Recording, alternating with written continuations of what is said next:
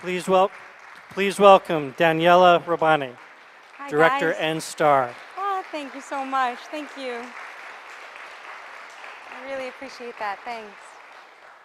So we can take some questions. As you recall, you can tweet your questions on Twitter to hashtag SBFF, or you can raise your hand and ask them. If you do that, please keep your questions short and speak loudly. So do we have any questions from the audience? Because I'll start if you don't ask. Yes.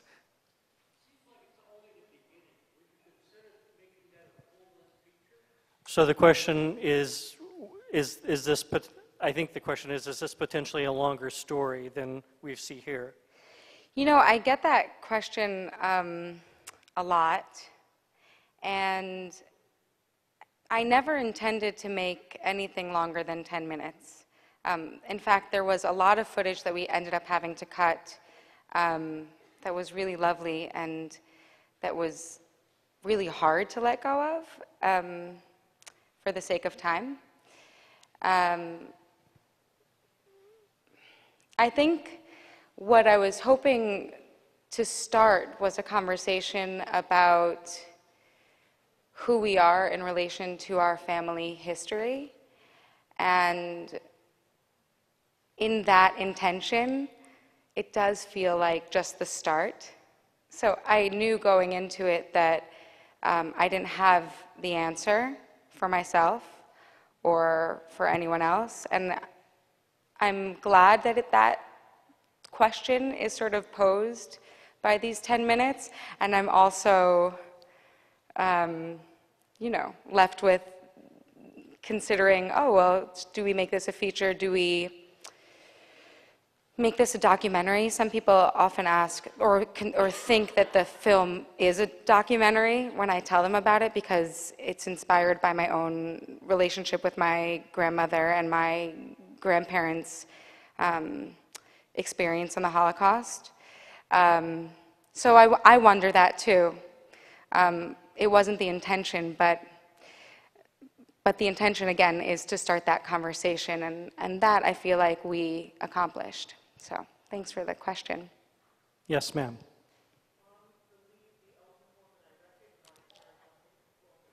Yeah. So the question is about the lead actress, Lynn Cohen. Yeah, her name is Lynn Cohen. You probably know her from Sex and the City as Magda.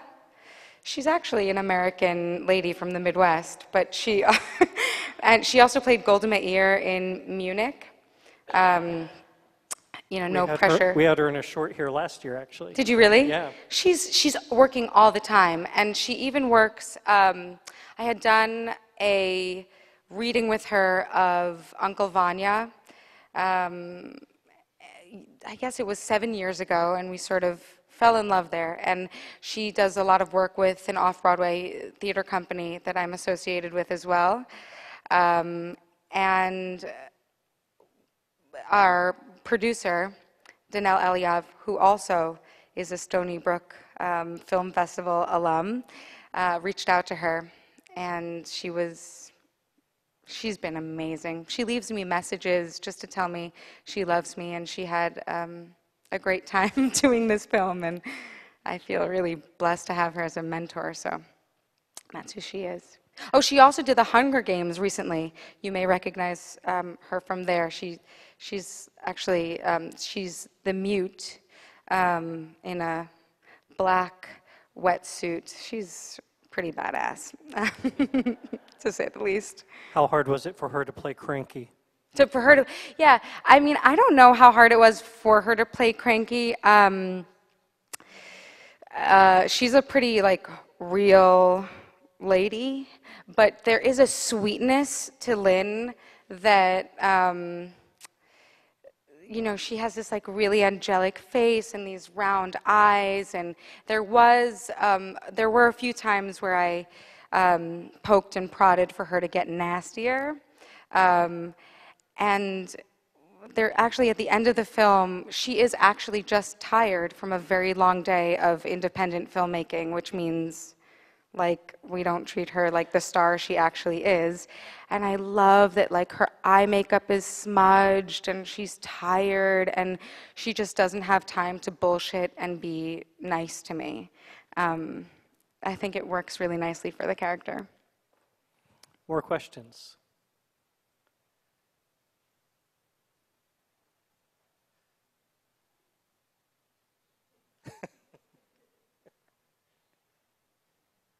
How much of, so you mentioned your relationship with your grandparents. Yeah.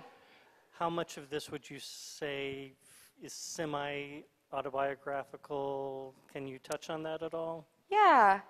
I think I had embarked on this journey wanting to make a film about my grandmother.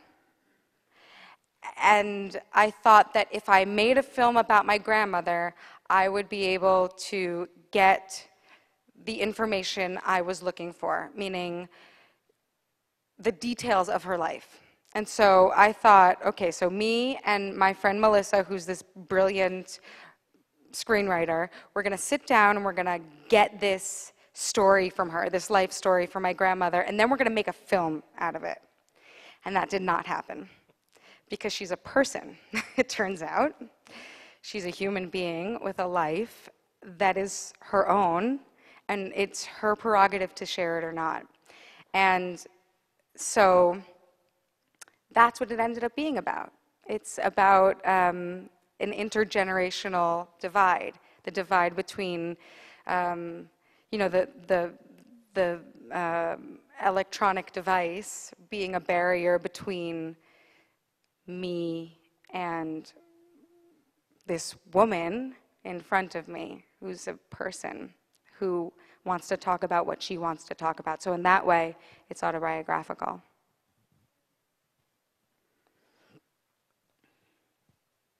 More questions? Yes, sir. So the question was about how long this took to shoot and how was it budgeted? Like where did you get the money from?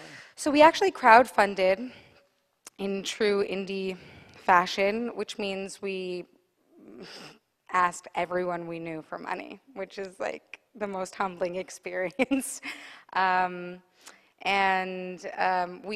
raised $20,000, and we also got a grant from Panavision. They gave us incredible equipment for free for being first-time filmmakers. And so that equipment actually was another valued at least another $20,000. But we shot for 3 days, and then it was a post process of about a month. I had a baby, so I took a brief pause, and here we are now. And then one last question from Twitter. Oh, hi, Twitter. What was the reason for the hairstyle? Oh, the hairstyle. Guys, I'm still growing it out. Like, it's still a thing. Do I cut? This is my question to you. Do I cut it to, like, even it out? Or I don't know. I really wanted to make it clear that these two people are living in two different worlds. In a short, you don't have much time. So I felt inspired to cut half my hair off. I also really enjoyed the imagery of the shaved head in the shower. There was something for me when I went to visit the camps in Europe to see the rooms full of hair, and primarily like women's hair, and what that must have done to belittle and